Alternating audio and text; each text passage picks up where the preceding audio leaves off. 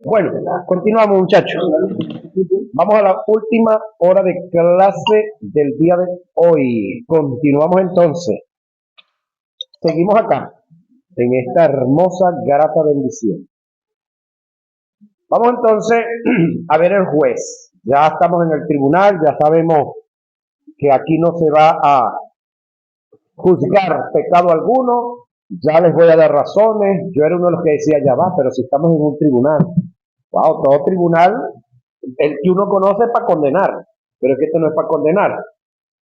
Este es el Bimá. Vamos a buscar dignidad o indignidad. Bueno, digo yo, vamos a buscar. Va él a buscar, el juez. Y va a buscar en nosotros, en cada uno. Dice el juez en el Bimá. Cristo mismo será el juez. Segunda a Corintios 5:10, Juan 5:22 y Romanos 10:14. La Biblia afirma que Dios Padre le concedió el derecho al Hijo para emitir todos los juicios. Lo serio del caso es que aquel que fungió como tu abogado pasará a ser tu juez. Cuando decimos esto, nos referimos por causa de los pecados sociales y morales que cada uno de nosotros hemos cometido y que reconociéndolos se los hemos confesado y se los hemos dicho a él como abogado para que intercediera por nosotros ante el juez, que en este caso Dios funge como el juez para efectos de perdón de pecado. Jesús funge como nuestro abogado. Por lo tanto, no hay caso alguno que Cristo haya perdido, nunca. Entonces, todos nuestros casos, pues inteligentes nosotros se los llevamos al abogado que no pierde, para que interceda ante el juez, que en este caso es Dios, y nos arregle todo. Ahora, los abogados dicen una verdad de ellos que es bueno que usted la conozca. Los abogados siempre han dicho, dígame toda la verdad de lo que pasó, que yo me encargo de arreglar el asunto. Pero cuando el abogado se da cuenta que usted le dijo la mitad de la verdad y le escondió varias cosas, hermano, se lo deja que se lo come el tribunal. Si no sabe, entérese yo. Si usted alguna vez llega a estar en un caso de esto, hable la verdad desnuda. No, que está allá. En los tribunales terrenales. Lo que vamos ahí. Ajá. Porque el abogado se va a encargar de hacer la defensa. Pero si el abogado le descubre que usted le escondió algo, lo va a dejar que se hunda. Si no lo sabía, entérese. En ese aspecto los abogados son serios. Ahora, en Cristo Jesús, nosotros, ¿cómo podemos ocultarle qué a Cristo? Nada. Ajá. Entonces, ¿qué tenemos que ser? Sinceros con Cristo. Todo el tiempo, toda la vida. Él se encargará de tramitar todo perdón. Pero ya va. Aquí estamos ya en este juicio, ¿dónde? En el tercer cielo. ¿Cuándo se va a dar esto? Después del arrebatamiento. Después que esto corruptible, hablando de la mente, sea vestido de incorrupción. Después de que esto mortal sea vestido de inmortalidad. Por lo tanto, ya la salvación se ha concretado integralmente, consumado integralmente. Hasta ahorita la salvación la tenemos eternamente solamente en el Espíritu. Sin embargo, el Espíritu, por lógica, cubre el alma. Pero falta la concreción, que se consuma por totalidad. Aquí en el tribunal ya todo está concretado. Quiere decir que aquí vamos, o aquí se van a juzgar, o aquí van a juzgar, o se van a juzgar los salvos. Aquí no tiene nada que ver con pecado. ¿Y por qué no se nos van a juzgar los pecados? Señoras y señores, porque se nos perdonaron. Se nos perdonaron.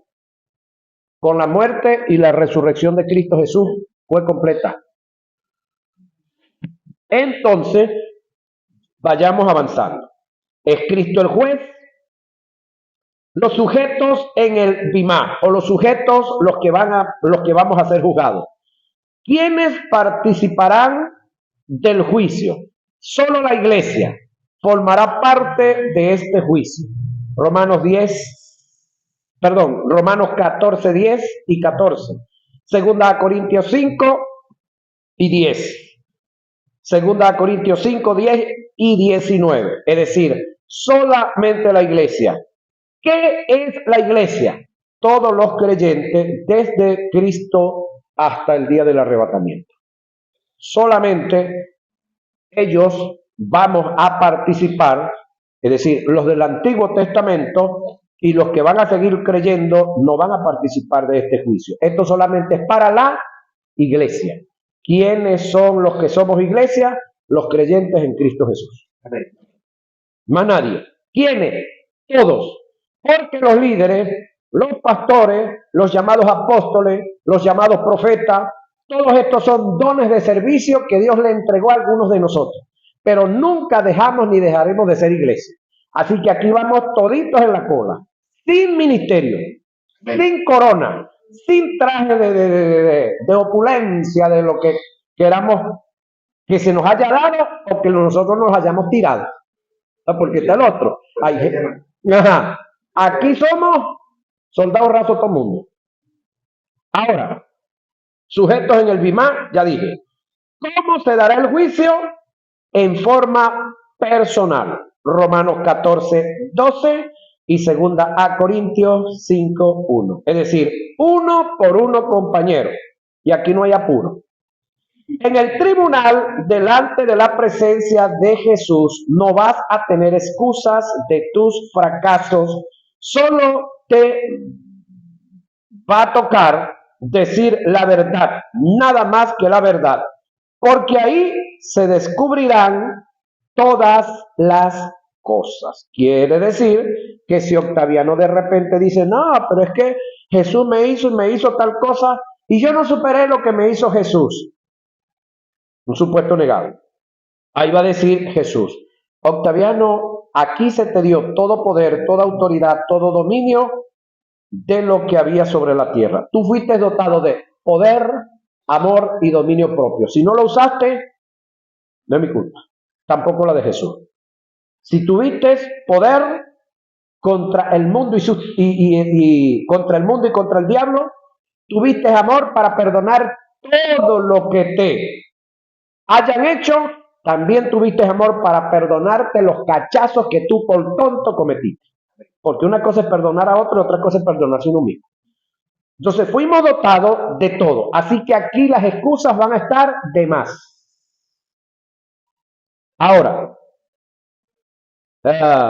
así pues, téngannos los hombres, dice Pablo, por servidores de Cristo. Le digo, eso es lo que somos. Servidores, más nada. Administradores de los misterios de Dios. Más nada, no somos dueños de nada. Ahora bien, se requiere que los administradores, usted y yo, que cada uno sea hallado fiel. Yo en muy poco, dice Pablo hablando de él, tengo el ser juzgado por vosotros o por tribunal humano. Y ni aun yo mismo me juzgo a mí mismo, porque aunque de nada tengo mala conciencia, no por eso soy justificado. Pero el que me juzga es el Señor. Así que no juzguéis nada antes de tiempo, hasta que venga el Señor, hablando de arrebatamiento de la iglesia, el cual aclarará también lo oculto de las tinieblas y manifestará las intenciones, que el juicio por todo lo que hayamos hecho tiene que ver con intenciones, señoras y señores, más nada. Las intenciones, ¿por qué lo hiciste? De los corazones. Y entonces cada uno recibirá, nótese que no habla de condenación, cada uno recibirá su alabanza de Dios. Cada uno de los que tengan actos que reciban recompensa, pero los que no tengan acto que recibir recompensa, ¿qué van a recibir?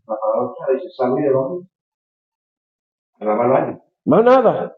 Ahora, ¿eso está dónde? 1 Corintios 4, 1 y 5.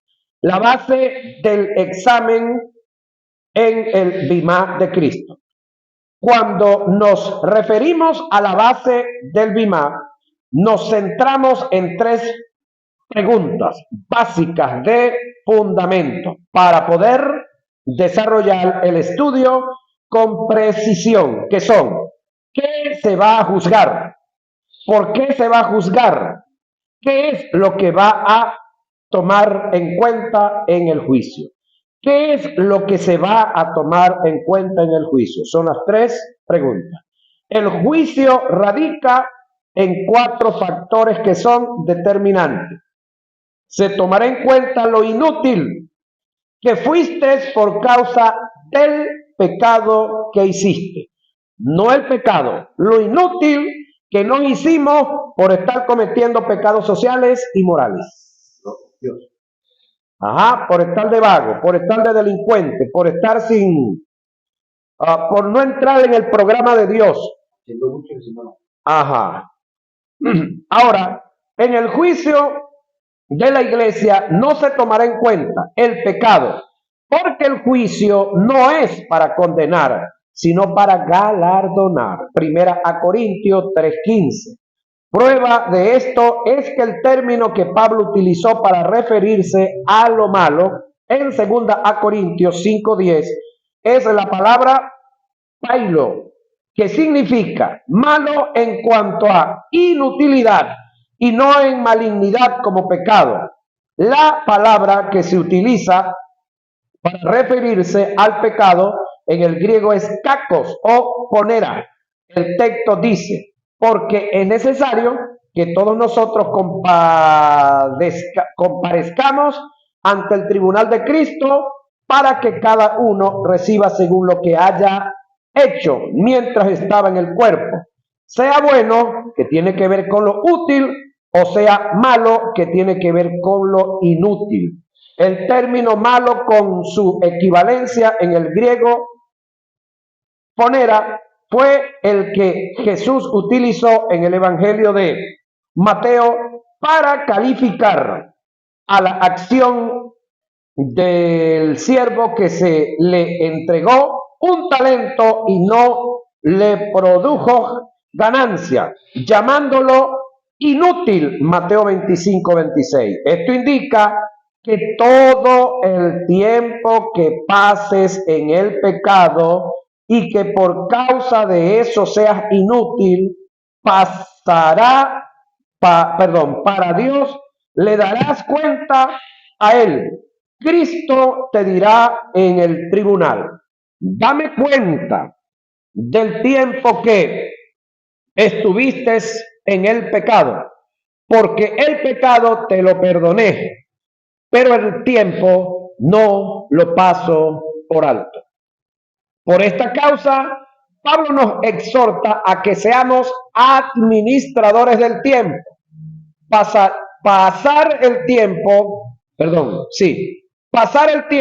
en el pecado o en los pecados es cercenar el propósito de Dios en nuestras vidas. Despiértate, mira lo que viene aquí, despiértate, tú que duermes. Nótese que es uno que duerme, no es uno que está muerto. Y levántate de los muertos. Levántate de los muertos y te alumbrará Cristo. Mira pues con diligencia cómo andéis, no como necios, sino como sabios, aprovechando bien el tiempo, porque los días son malos. Los días son malos ¿para quién? Para el que no aprovecha bien el tiempo. Me llamó alguien, me dijo: ya va. Pero si los días los hizo Dios, ¿cómo es que hay días malos? No, pero es que no hay días malos como días malos. Malos son los días para el que no aprovecha el tiempo, compañero. Sí. Por tanto, no seáis insensatos, sino entendidos de cuál sea la voluntad del Señor para ti. La voluntad del Señor para ti en lo personal. Efesios 5:14 y 17. Andad sabiamente para con los de afuera, es decir, los no convertidos, redimiendo el tiempo. Colosenses 4, 5 y 6.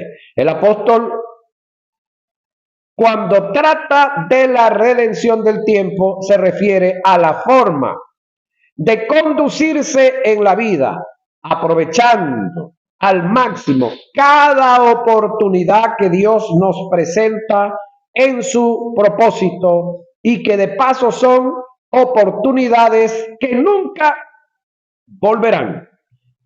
El necio no entiende ni capta los tiempos de Dios y por esa causa no se conduce en sabiduría, perdiendo así todas las oportunidades que Dios le presenta en la vida para desarrollar en él su propósito, no sabiendo que cada oportunidad que perdamos en la vida, de ella le tendremos que dar cuenta a Dios. Cada milésima de segundo que le dediquemos al pecado y nos lleve a ser inútil, nos resta galardones. Por eso Pablo dijo, mira pues con diligencia cómo andéis, no como necios, sino como sabios, aprovechando bien el tiempo. No seáis insensatos, sino entendidos de cuál sea la voluntad del Señor. Redimir el tiempo tiene que ver con dar pasos, oiga, concretos, siendo prudentes en la vida, dedicando todo nuestro ser a Dios, evitando así que la vida se desmorone. Redimir el tiempo es entender que se vive una sola vez en la vida, que nuestra vida es como una moneda, solo podemos comprar una vez con ella. Por eso debemos tener sumo cuidado en qué invertimos la vida, señoras y señores. Redimir el tiempo es entender que en la vida hay caminos que no tienen regreso, que lo que transitamos, queda en el pasado y con el pasado nada podemos hacer, que debemos ocuparnos del presente en beneficio del reino, construyendo para el futuro. Redimir el tiempo es entender que las causalidades que vienen de Dios son grandes oportunidades que tenemos para la implantación del reino, comenzando en nosotros, para poder hacerlo en otros. Y que dicha implantación representa nuestro beneficio para allá. La palabra implantar es un término agrícola. Tiene que ver con que aquí tenemos una mata, ¿sí? Entonces, implantar tiene que ver con quitar lo que está plantado para implantar otra. ¿Sí? Tiene que ver con que la vida mía fue una vida, por decir algo, vaga, X. Entonces yo quito esa vida para ponerla otra. Implantar. Porque plantar es otra cosa. Ahora, redimir el tiempo es entender que las casualidades que vienen de Dios son grandes oportunidades que tenemos para implantación del reino en nosotros primeramente. ¿Qué es implantar el reino? Bueno, ¿qué éramos nosotros antes de estar en Cristo Jesús? ¿Qué hacíamos? Saque usted su cuenta. Más nada. Y vivíamos para echar broma, para que nos echaran broma y cuantas cosas más. Ahora eso debe cambiar. Ahora nosotros debemos de manifestar el reino. ¿Qué es manifestar el reino? Movernos en amor, gozo, paz, paciencia, benignidad, bondad, fe, mansedumbre y templanza. ¿Quién implantó eso en mí? Yo. Decidí, porque el Espíritu Santo sencillamente habita en mí, pero quien va a mostrar y a dar fruto es Octaviano Torres y sus compañeros que tiene aquí y los que me ven en el video también. Ese es algo que lo tenemos que hacer nosotros. No es el Espíritu el que va a dar fruto, sos tú y soy yo. Y eso es implantar. Y de esa manera podemos ir invadiendo a otros, persuadiendo a otros, convenciendo a otros, más que con palabras, con hechos reales. La predicación más potente que se tiene es la de los hechos. Redimir el tiempo es entender que no debemos invertir el tiempo en lo que no beneficia, oiga, en lo que es vano y vacío. Redimir el tiempo es entender que la vida es como un gran terreno que se te dio. para cultivarlo y sembrarlo. Pero tú decides lo que siembras. De una cosa debes estar seguro: lo que siembras lo vas a recibir. Redimir el tiempo es entender que la vida es como un papel en blanco que se te dio con un apuntador. Ajá. Puedes escribir en él lo que quieras, pero lo que escribas nunca lo puedes borrar, así como este que no tiene borra. Ahora, redimir el tiempo es entender que eres libre de tomar cualquier decisión, pero nunca serás libre de sus consecuencias y por tanto debes ser prudente con las decisiones que emprendas.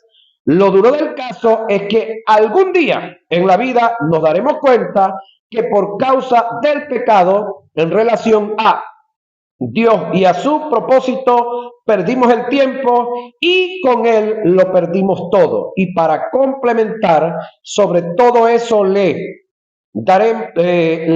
tendremos que dar cuenta a él. Nada va a pasar por alto en el tribunal. Para mayor comprensión en lo que tiene que ver con la redención o la administración del tiempo, voy a conceptualizar los dos términos que se utilizan en el griego para hacer referencia al tiempo. Pasemos a definirlo. Cronos, de donde se deriva el término cronología, cronómetro, y es el término que se utiliza para hacer referencia al tiempo de los hombres, que se definen en segundos, minutos, horas, días, semanas, meses, años, decenios, quinquenios, milenios o siglos. Cairo es un momento oportuno, específico y determinante, ajustado a la voluntad del proyecto o del propósito de Dios. El Cairo es el tiempo de Dios dentro del tiempo de los hombres. Es cuando Dios en su designio decide hacer algo específico y determinante con un individuo en un lugar apropiado. Cuando nosotros no entendemos los tiempos kairos de Dios, perdemos una oportunidad para surgir en la vida. Pero con todo y que conozcamos los tiempos, con todo si conozcamos los tiempos, Dios nunca podrá desarrollar, si somos desarrollarlos, si no somos buenos administradores del tiempo, cronos, en el que vivimos. Jamás Dios podrá desarrollar su propósito en nosotros mientras andemos dedicando y perdiendo nuestro tiempo, sumergidos en el pecado. Sin santidad nadie verá al Señor. En la salud, en el ministerio, en la empresa, en el hogar y aún en la firmeza y aún en las firmezas. La vida de santidad es un principio inalterable para poder prosperar en la vida. Perdón, quería decir en la finanza. Ahora le digo algo. Cuando hablamos de estar en el pecado, también le aclaro algo, que haciendo lo malo también se peca. Perdón, haciendo lo bueno también se peca. ¿Cómo así? Ok, caso de Jesús. Jesús fue llamado por Dios a trabajar aquí, pero él decide un día irse para Uribana y decide ponerse a trabajar allá, porque él quiere figurar, porque él quiere hacerse amigo de los pranes, porque él quiere ayudar a salvar los pranes, porque a veces los pranes le van a tirar cositas por ahí, lo van a conectar con algo. Es decir, él lo está haciendo porque él decidió hacerlo. ¿Cuántos saben que es bueno que él vaya a predicar allá? ¿Cuántos saben que es bueno que esa gente se salve, que su familia se salven? Pero ya va, Dios lo escogió a él para eso. No. Entonces, está haciendo lo bueno, pero para efecto de Dios, él está pecando. Porque Dios no lo llamó a él a trabajar con esa gente. Ahora, si Dios lo llamó, eso es otra cosa. Ajá. Correcto. Entonces, y para lograr llevar a cabo el trabajo allá, tiene que parir él. Dios no le va a proveer nada, porque Dios no lo mandó. Ahora, cuando Dios lo manda a usted a hacer algo, Dios le va a abrir las puertas en todo. Por supuesto, ¿va a ser fácil? No, nada en Dios es fácil. Pero se logra. Entonces ahí es donde se necesita tener lo que se llama intimidad, oración. Tú y Dios y tú. Directamente. Que necesitas confirmación. Todos nosotros somos un poco carnales y necesitamos confirmación por allá afuera, pero el primer trato es Dios con nosotros. No son los hombres que nos van a mandar, es Dios con nosotros. Ahora, ¿qué va a ser premiado en el tribunal de Cristo? Lo que Dios nos mandó a hacer, no lo que nosotros nos pusimos a hacer. Así sea bueno. Yo me puse a repartir arepas, yo me puse a hacer esto, yo. ¿Dios me mandó a eso? Si Dios no me mandó, yo no debo hacerlo. Pero si Dios me mandó, yo debo hacerlo. Y así Dios trabaja en la individualidad con cada uno. ¿Sí? Ahora, se tomará en cuenta los daños no restituidos que se dieron por causa del pecado que hicimos. Escuche esto. Se tomará en cuenta, como le decía, lo que hicimos por el motivo. ¿Cuál era el objetivo? ¿Qué buscaba yo haciendo lo que estaba haciendo? Pero se tomará en cuenta los daños, ¿sí? Los daños no restituidos, daños que causamos que no fueron restituidos por causa de andar cometiendo pecados. Me refiero a hombres que se pusieron a destruir hogares, mujeres que se pusieron a destruir hogares, hombres que corrompieron a niñas, niñas que corrompieron a hombres, porque hay de todo, compañero. Ministros que en vez de pastorear lo que hicieron fue aprovecharse de las ovejas, ministros que quisieron pastorear y las ovejas no le pararon pelota, no le hicieron caso, no asumieron trabajo. Es decir, aquí vamos a dar cuenta por todos los daños que se causaron y que no fueron restituidos. Vamos a seguir avanzando acá. Todos los daños que ocasionaste por causa de pecado, la palabra pecado es errar al blanco, y que en vida no los restauraste, le daremos cuenta a Dios por ello. La ley de la restauración para Dios tiene mucho valor hasta el punto que envió a su Hijo a restaurar lo que Él no había dañado. ¿Te puedes imaginar eso? Por esta causa, para Jesús tuvo tanto valor lo que Zaqueo hizo restaurando los daños que él había ocasionado. Mira el caso de Zaqueo en Lucas 19, 8 y 10. Entonces Zaqueo, puesto en pie, dijo al Señor: he aquí, Señor, la mitad de mis bienes doy a los pobres. Y si en algo he defraudado a alguno, es decir, demuéstremelo, dígamelo, recuérdemelo, si en algo he defraudado a alguno, se lo devolveré cuadruplicado, 4 veces. Jesús le dijo: hoy ha venido la salvación a esta casa. ¿Qué fue la expresión de Zaqueo?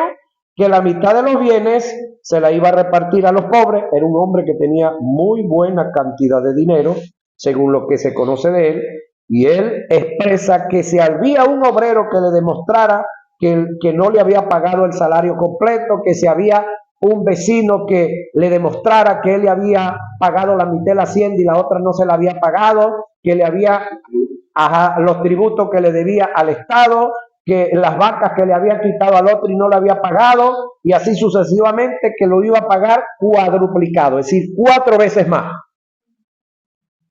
¿Qué está diciendo aquí? La ley de la restitución. Restituir daños ocasionados por la gula, la glotonería, el deseo de tener mucho. La sangre de Cristo limpia, sí, el pecado, que tiene que ver con la incredulidad, pero no pasará por alto los daños que ocasionaste por causa del pecado, a menos que los restaure.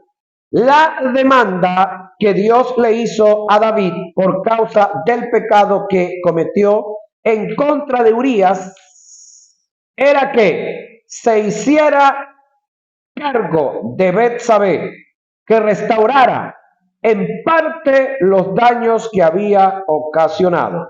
Y consoló David a Betsabé, su mujer, y llegándose a ella, durmió con ella, y ella le dio a luz un hijo, y llamó su nombre Salomón, el cual amó Jehová. Segunda de Samuel 12:24. Ahora mira lo más tremendo acá. ¿Cuántas mujeres tenía David antes de llegarse a Betsabé? Creo que más de 300, ¿no? Y de ninguna de ellas vino su sucesor. Mira el detalle. El tipo peca, comete su error, pasa todas las calamidades que usted ya sabe que pasó, reconoce su falta, reconoce su pecado, pero decide restituir el daño causado. Y por causa de restituir el daño, entonces Dios le da el premio del hijo que va a heredar. Ahora, ese premio beneficiaba a David como individuo, como hombre, hasta cierto punto. Quien iba a ser beneficiado era el pueblo, el cual este hombre iba a hacer un gran trabajo desde el punto de vista político, desde el punto de vista social, para que Israel fuera una gran fortaleza en lo social, en lo económico, que después el hombre se descarrió. Eso es otra historia. Pero, ¿de dónde sacó Dios este hombre que de paso tenemos varios escritos de él y se dice que en su tiempo fue el más rico de todos los tiempos después de la restitución de un pecado? Entienda ese detallazo. Ahora, sabemos o seamos prudentes, señoras y señores, en la vida para no dañar a nadie. Miremos y tomemos en cuenta los valores que hay en los seres humanos. Dios puso valores en la gente que son intrínsecos, que independientemente en la condición en la que estén, ellos valen. Evitemos de hacer daño, porque de todo lo que no restituyamos, es decir, de los daños causados, le daremos cuenta a Dios. Y esos daños nos restarán, señoras y señores, galardones. No estamos hablando de pérdida, de salvación, nada de eso. Se tomará en cuenta lo que hicimos que Dios no te mandó a hacer y lo que no hiciste de lo que Él te mandó a hacer. Aquí viene el grande parte de todo lo que viene. Es decir, se tomará en cuenta los daños que hiciste y no restituiste, pero también se tomará en cuenta lo que nos pusimos a hacer que no nos mandó a hacer. En cuanto a la obra, hay factores que se deben analizar y tomar en cuenta que para mayor comprensión de los valores que tienen el hacer o el no hacer. Ahora, no se tomará en cuenta, oiga, la obra misma, sino el carácter de la obra. ¿Por qué lo sabemos? El término que se utilizó en la traducción en 2 Corintios 5:10, comparecer, viene del griego fanero, que significa ser puesto en manifiesto. El texto literalmente dice: porque es necesario que todos nosotros seamos puestos de manifiestos en el tribunal de Cristo. Esto indica y sugiere que el propósito del bimá es hacer una manifestación y una demostración, de la obra, una demostración de la obra, sino del carácter y motivo esencial del individuo. Reitero, esto indica y sugiere que el propósito del bimá, es decir, de pasar por el juicio del tribunal, es hacer una manifestación y una demostración de la obra, sino del carácter o motivo esencial del individuo. Esta palabra fue la que Pablo utilizó también en 1 Corintios 3:13 cuando dijo que la obra, esto es el carácter de la obra, se hará manifiesto. Esto indica que nadie va a recibir galardones por obra, sino por el carácter de la obra. Porque es el carácter y el motivo lo que se mostrará en el juicio, no la obra. Es decir, bueno, nos pusimos a hacer, se convirtieron 500 personas. Bueno, nosotros muy contentos porque en mi ministerio se convirtieron 500. Abrí, por decir algo, 20 congregaciones. Muy contento, muy alegre, me voy a presentar al Señor por las 20 congregaciones. Cuando yo le diga al Señor, Señor, ¿dónde está la obra, Octaviano? Bueno, aquí están los 500, vienen ahí en la cola que se convirtieron. El Señor me va a preguntar, mire, ¿y los convertiste tú o el Espíritu Santo? ¿Quién fue el que los convirtió? El Espíritu Santo, Señor. Bueno, entonces el que merece el galardón es el Espíritu Santo, no tú, pues tú no convertiste a nadie. ¿Sí? Señor, y los 20 por los que lloré que se sanaron, ¿quién los sanó? ¿Los sanaste tú o los sanó el Espíritu Santo? Entonces el que va a recibir o el que debiera recibir, si es por obra, es el Espíritu Santo. Señor, y a toda esa gente que yo enseñé, que los saqué, que estaban enredados, que estaban todos, eran cristianos, pero estaban todos tristes, todos angustiados porque no conocían la verdad, y le dije todas esas grandes verdades que tú me dijiste. Ajá. ¿Quién te dio esas verdades para que las dijera? El Espíritu Santo. Entonces el Espíritu Santo es el que se merece el galardón, no tú. ¿Qué fuimos nosotros? Administradores de los misterios. Colaboradores. Siervos. Nada de nosotros. Nada, compañero. Entonces entendamos y estemos claros en esa. Ahora, yo Jehová, que escudriño la mente, que pruebo el corazón, para dar a cada uno según su camino, según el fruto de sus obras. Jeremías 17:10. Tu dureza y por tu corazón no arrepentido atesoras para ti mismo ira, para el día de la ira y de la revelación del justo juicio de Dios, el cual pagará a cada uno conforme a sus obras. Romanos 2, 5 y 6.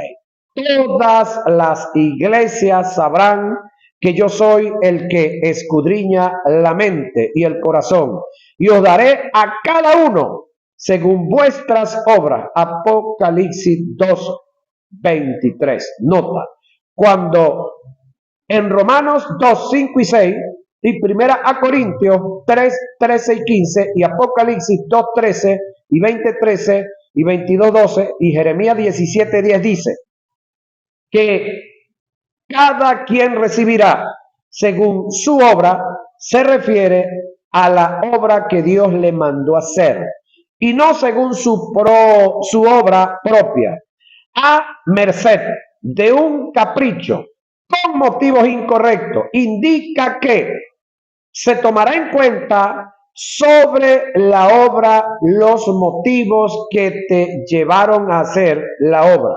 Analicemos el pensamiento del apóstol Pablo cuando le escribe a los corintios al respecto. Entonces aquí es donde usted y yo debemos de tener sumo cuidado. Es decir, ¿quién inventó el evangelio? Dios. ¿Quién nos llamó al evangelio? Dios. ¿Quién nos sostiene dentro del evangelio? El Espíritu Santo, Dios. ¿Quién quiere que hagamos algo dentro del evangelio? Dios. ¿Qué es lo que Él quiere que yo haga? Eso tengo que preguntárselo a Él. Bueno, ahora, lo que Él quiere que yo haga es lo que tengo que ponerme a hacer. No lo que a mí me guste, no lo que a mí me parezca, no lo que a mí me agrade. Ajá, tampoco tengo que parecerme a nadie. Yo tengo que ser único, porque a qué le van a pedir cuenta por él y a mí me van a pedir cuenta por mí. Ahora, a que a mí me llamó a hacer lo mismo que mandó a hacer otro, ya va. Ahí está el detalle. ¿Estás seguro que Dios te llamó? Entonces ahí tiene que haber la intimidad. Tú y Dios, Dios y tú, más nadie. No estamos hablando de pérdida de salvación, estamos hablando de pérdida de tiempo y de pérdida de galardones por no afinar el oído con Dios y su palabra y ubicarlo en lo que Él quiere que yo haga. Claro. Ya hacer mucho y no hacer nada. Ajá. Ahora, mira lo que Pablo le dice a Timoteo y a los Corintios y cerramos con esto esta noche. Conforme a la gracia de Dios que me ha sido dada, yo como perito arquitecto puse el fundamento y otro edifica encima. Pero cada uno, ojo con esto, pero cada uno mire cómo sobreedifica, porque nadie puede poner otro fundamento que el que está puesto. Es decir, no hay cuestión de fundamento, ya el fundamento está colocado. Todos estamos sobre ese fundamento y ese fundamento ya sabemos que es Cristo, el cual es Jesucristo. Y si sobre este fundamento edificare oro, 1, plata, 2, piedras preciosas, 3 elementos que ante el fuego no se perecen, oro, plata, que el que está puesto, el cual es Jesucristo, ya va por aquí. Piedras preciosas, madera, heno o hojarasca, la obra de cada uno será manifiesta porque el término día tiene que ver juicio, el día del juicio o el juicio la declarará. Pues por el fuego que representa el juicio será revelado. Y la obra, el carácter, el motivo de cada uno, cual sea, el fuego la probará. Si permaneciere, es decir, la obra que hizo, la obra de alguno que sobreedificó, recibirá recompensa, que son galardones. Si la obra de alguno se quemare, él sufrirá pérdida de tiempo, pérdida de galardones, de dignidad. Si bien él mismo será salvo, aunque así como por fuego. Decíamos aquí en el lenguaje coloquial, por las pestañas de un zancudo. Sí. Se salva de ñapita. Ahora, aquí es donde usted y yo debemos de ver qué estamos edificando sobre nuestra vida. Es decir, oro, plata, piedras preciosas, elementos que ante el fuego son purificados. Heno, madera o hojarasca, elementos que ante el fuego se queman. Entonces, ¿qué yo estoy edificando en mi vida, en mi familia, en mi entorno, en cada oportunidad que Dios me da para llevar a cabo la vida espiritual? Esto se extiende, amados hermanos, pero el tiempo se nos fue, así que nos vamos a quedar por acá. Ya les digo, página 51. Página 51, 3/4 de página para la clase número 13, cuando nos corresponda, que ya vamos a verla. Bendiciones para todos y todas en esta hora. Así que